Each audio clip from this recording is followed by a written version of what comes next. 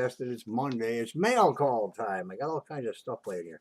I just opened this one up prematurely. This is from Victor, Flea Market Coins. I won an item on his auction last Friday.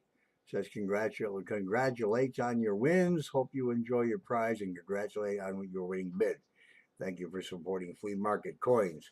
Always support. I always support Victor. I always support Victor over here. Let's see what we got here.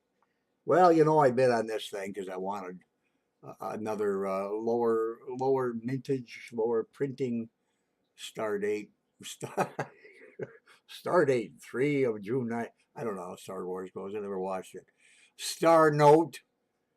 Got this one.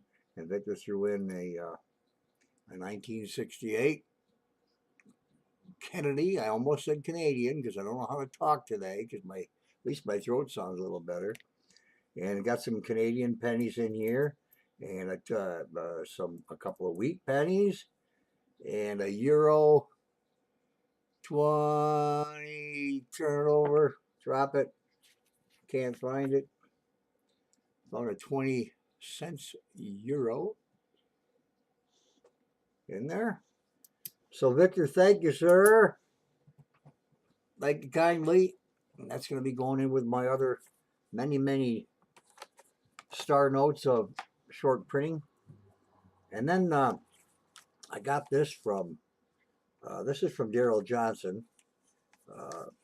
He's on my, well, let me get this open here. What we got is what's in here. He sent me back my own card. He must not like my gift. He says, thanks for the state quarters. My dad was well pleased to finish his set. Also, thank you for all the giveaways. Good luck with your channel, Daryl. And I got here a couple of the Canadian quarters, which I like. I love the Canadian money. I always liked the Canadian money. I think I collected as much Canadian when I lived back here in the 60s and 70s as I am started as the American, and I'm starting to do it again. I like these. I do like the one is I Am Dumb. That's the Stanley Cup. And the other is Canada, 50 years. I think this camera will focus. If it doesn't, I'm going to throw it against the wall. Come on. You see what I'm talking about? Oh, the Logitech has a great 10-step camera, but oh man. Can you see that? What's that? Why is there a oh, you can read that. Now read this. There you go. It's trying. It's trying. I do not like the Logitech. I mean, I like the Logitech cameras, but I don't like how they boast their 10-step focusing because it doesn't really. God, I hope I'm not ripping something. I don't think I am. This is from Jehan Jeb. Jehan Jeb. And, whoa. What we got here? What the heck is this? Oh, look at that. Look at that. I don't like staples either. Got a Canadian nickel. I'd like, come on, America. Why can't you paint your coins? Get a bunch of little old ladies sitting in a room somewhere and have them paint some coins for us. You won't even have to do it with the mint. You know, I don't like these bags either because I can never get them open. So I'll do that. Tear the top off. And then I got a 1945 Canadian nickel. See? You don't see it through your camera. You don't get it, do you? You know how embarrassing this is? Step. You gotta step it. You gotta step the 1943. Start over here. Move in slowly. Let it see where I'm at. Come on. You know, I really will throw this thing against the wall. Look at this. This is ridiculous. It's a brand new camera, and it just does not bear. I shove it in its face. I guess it sees it better. All right. Those are from Jehan Jeb. I don't want to see addresses here. I don't care if you see my address. I've got enough security around here that you can't get within 20 feet of the camera or the house without me knowing you're coming. Set these over here. My phone or my eBay just or my Facebook just. I don't even know what I'm talking about today. Don't throw that away. You gotta do. Gotta keep. Oh, look at this. There's a bonus. That was a bonus. What was it? I kind of wondered about that. The 45 was for a set to complete for a friend, and I don't know what the bonus was. Was it the newer one? Yeah, well, it would have to be this one. No, it can't be. Oh, that's it. Yeah, I got a painted Canadian nickel. That's a quarter, Paul. Why don't you wake up? Can you see that?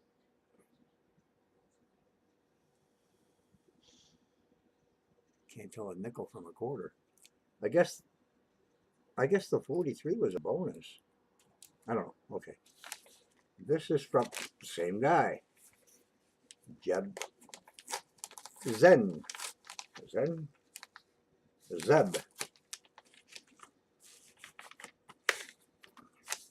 What do we got going here? There's another bonus in here. This guy is good at bonuses, guys, on eBay, and I'll have to actually find his name. I needed some other Canadian nickels, and he had a lot up there. He had a lot of lots of lots, and I needed some. What the heck, man? Some pennies. I'll just read them off to you. 1929, 1933, 1921. Of course, they're all upside down to me. 1935, 1932, 36, 28, and 34. All different dates. And they're all really, oh yeah. Go out and buy an iPhone. No, I will not. I won't work with Apple. I don't like Apple. Buy a Samsung 8. They're all in really nice shape. There's no, I don't see any caca at any of them. Oh, there's a caca. Those, and there's something here in a bag. A 1929. But there's a 1929 in that stack, in that lot right there. Well, okay. And then here we go again with a couple of 1965 uncirculated nickels. That's fine. I like uncirculated coins. I try to do a lot with uncirculated coins. Most of my older stuff that I've had for always is uncirculated. I do believe this is from Silver Seeker. I went to his channel last week and I decided, you know, he's been around a long time. He does some crazy antics on his channel. And look at me. I look like I'm ready to go mining, you know, with my goggles on. These are reading glasses I'm using right now, and I've got regular prescription glasses too. But the prescription glasses, they're good. You know, I can see the dates, but I want to see the dates. So I always wear these when I'm looking at, especially when I'm looking at coins. He sent me a piece of cardboard. And his YouTube channel thingy. That's kind of cool. I should do that. I can't thank you enough for being there to support my stream. I hope that you enjoy the items that I've enclosed, and I genuinely hope to see you on future streams as well. Silver Seeker, and he won't give his real name. Oh, I can find it out. Believe me, I've been on these computers since 1984. I can find out anything. Ask me a question, I'll find out for you. Even if it's personal and hidden, nothing's hidden on the internet. I think most people know that. They just don't want to admit it or not have to worry about it. I'll just use my,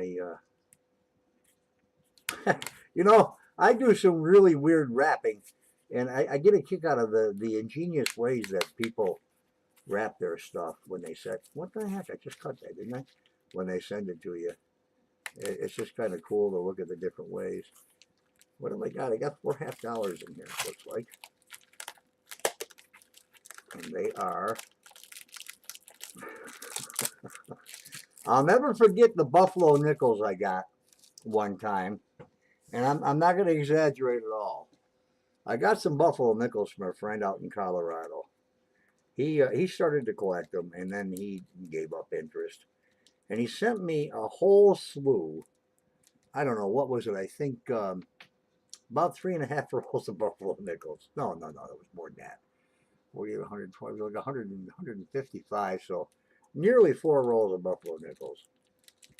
And they all had dates. Majority of them had dates, full dates on them. And God love the guy. Went to school with him all the way back from 8th grade, which was around 1894. Mike wrapped these nickels in tape. They were in a bag, mind you. They were he didn't just wrap the tape around the nickels. They were in a bag, and he wrapped. I'll guarantee you, he wrapped. I'll bet you anything. At least, I would say at least 2.5 rolls of this size tape around those nickels. And rather than just take a pair of scissors and cut through it until I got an opening and then dump them out, I fought with that thing purposely so I could, email him and call him names. I got a 1968 Kennedy, a 1969 Kennedy. Come on, it's a little bit bigger of a coin there, camera. Focus up. 1966. Whoops. Kennedy. And out of the silver pole bag, I got a 1959 Denver. You know that's going to be a Franklin. Franklin. Focus. They're always nice to have. I don't care what condition they are. I love Franklins. I love the Canadians. Daryl, thank you. Silver Seeker, thank you. Victor, thank you. And Mr. Zeb, did I say his name right? Yeah, I did that time. Mr. Zeb, thank you.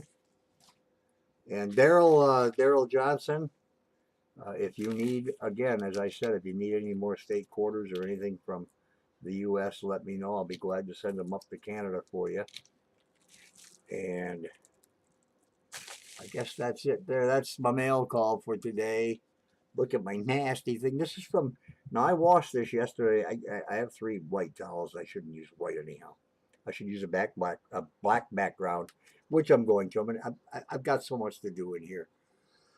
I'm using an old keyboard that I wrote my first 2 books on because I have personal feelings about it. It is nasty. Looks like somebody wiped the donkey's pen out with it. But oh, Victor, I gotta put Victor's half over here with this. I have now, I don't even have a clue. Victor's card, I'm gonna hang up for like Christmas cards along the top of this desk and then over on that one too. And I'm gonna do a lot. I had a long talk last night with Dustin Morgan. He's a hell of a guy.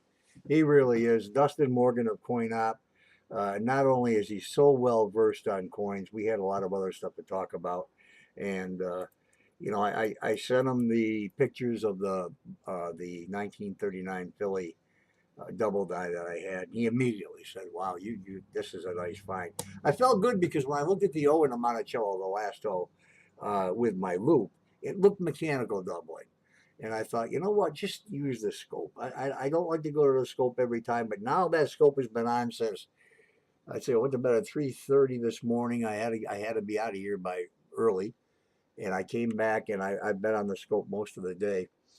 And I won't even use my loop anymore. I to look at something, quickly or whatever, I'll look at it with my loop. But now the scope is my third arm, because I would have missed that. I not missed it so much, but I would have thrown it back in the tube, and that would have been the end of it. I wouldn't have recognized it being a true double die. And then I found I found this quarter, which has been controversy over the South Dakota State quarter. Uh, I think, did I put a video? I don't know if I could you focus on this? You can't really see the double die on the nose unless you know where you're looking, and you will be able to slightly see. I can see it now, but I think I did it. I put it in a video somewhere. There's been controversy. Some say it's a die gouge. Some say it's a double die. John Wexler says it's a double die. Justin says it's a double die. It doesn't even have the attributes for me uh, in the definition of a die gouge, which a lot of people will say it is. A lot of collectors and graders. I don't know if the graders do, but I know a couple of collectors that also told me they think it's a die gouge. It's not a die gouge. Big difference between a die gouge and a double die and a mechanical double die. But I've got, I don't even know how many pennies. Oh dear God, 95s, 72s. I've got.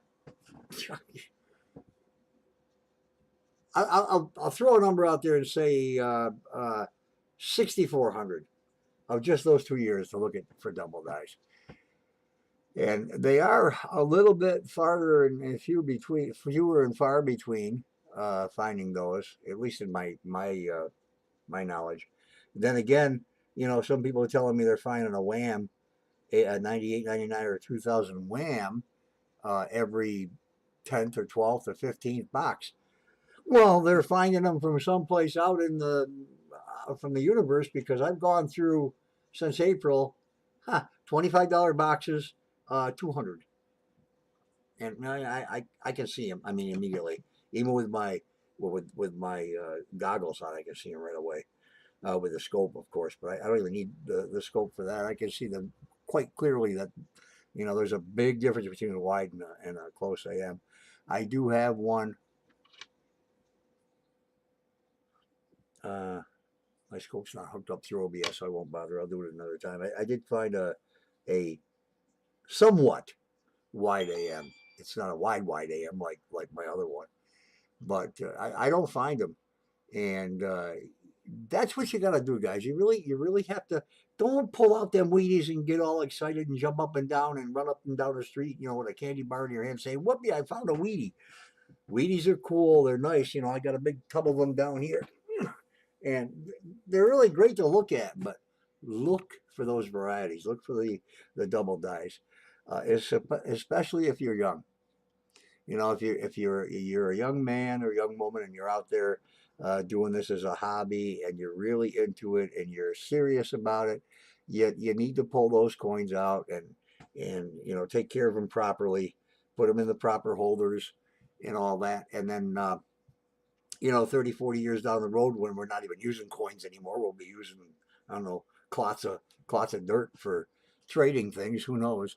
But, you know, years down the road, those coins are going to be quite valuable. Wheaties are never going to be valuable. They're not ever going to be where you can take a roll of wheats, common wheats, and get. I would venture a guess, 25 years from now, 30 years from now, a roll of common wheats is still going to be like $5, depending on how our economy and everything else is. They've minted. Wheats are great. They're not around anymore. You only find 5 to 20 per box, and they're rare in circulation, but they're not rare. And another thing, I'd like to just, I might as well talk for a while. Another thing is if you do shop eBay, be real careful. There's so many crooks out there, and I hate to use the word, you know, be so harshly and use the word crook, but that's what they're doing. I saw Silver Streaker. I'm sorry, Ravenhawk Coins. He opened a couple rolls of pennies that were given to him. A real nice gesture of a very good friend. Of a couple rolls of Wheaties with an Indian head on the ender as an ender. You know, that's your first sign. Get the hell away from that, because if somebody's going to entice you with an Indian head as a double, as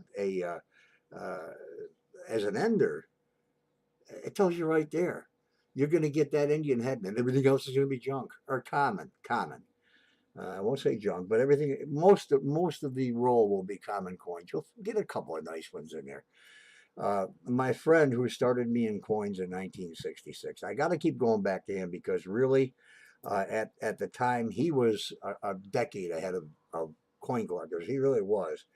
As soon as the 1959, the memorial came out, he knew right then and there, every wheat penny that I come across is going to be stashed. And he did. He had two 55-gallon drums that were plastic lined. I don't remember how his son had done this for him. Two 55-gallon drums and a third one that was probably a quarter, maybe a little more than a quarter full. 55-gallon drum will hold 300,000 pennies approximately, if you do the math. And not to mention the in a particular coin room, he had buckets and buckets of other wheats, but it didn't stop there. Uh, as far as silver went and nickels, uh, nickels have always kind of been my favorite coin regarding coin roll hunting. Now it is because you're not going to find a whole heck of a lot of silver, and the wheats, we know how scarce they are in circulation. But nickels, you'll still come across that double die that I made a video on. Came out of the bank over here sometime in I'm guessing around May because I do keep track of what coins I go through and in respect to what I put away from those boxes. So and it's a painstaking pain in the butt to track things that way, but I need to for me because it's kind of important to know the first. Uh, I still haven't made a video on it. I did post it in Coin Roll and Currency Hunting group that I'm in on Facebook. The very first box I opened, and here I am thinking, wow, this is really cool. Is it going to be like this? I didn't even correlate now to when I started, but I found a 1950D and it's in AU condition. I will make a video specifically on that coin. But when I saw that, I thought, holy cow, and I got two war nickels out of that same box, which is my average.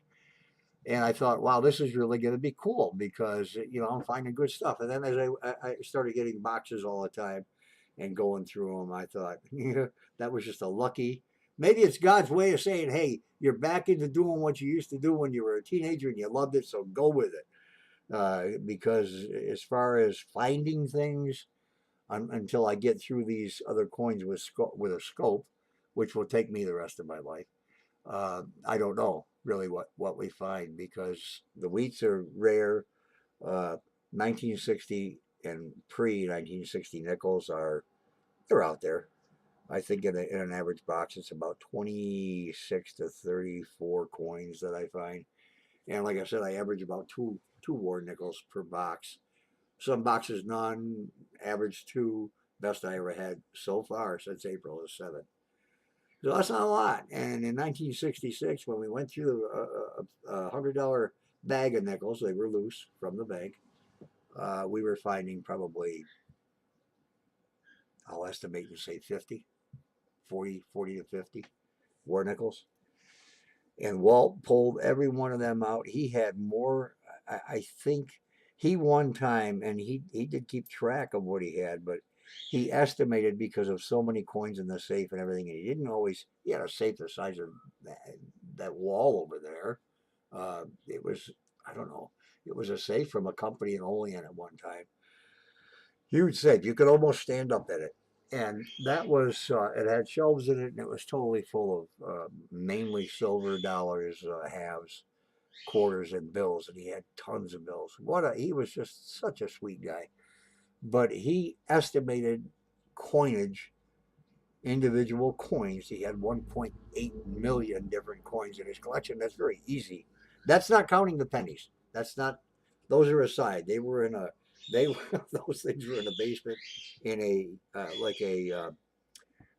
cement. His son made two walls, uh, yeah, two walls around that, and then a very reinforced doorway to get into those two and a quarter barrels. And it really pisses me off, and I'm sorry for the language, but when Walter died, I was already in Arizona. I'd been in Arizona for probably 7 or 8 years. And when Walt died, his son sold his collection. Couldn't wait to get his greedy little hands on it. But when his son sold his collection, he sold it for less than 75,000. It was between 60 and 65,000. And he had no idea what the hell he was doing. He had no idea what was in that collection. I can guarantee you that what was in Walt's safe was probably worth $225,000 easy, very easy.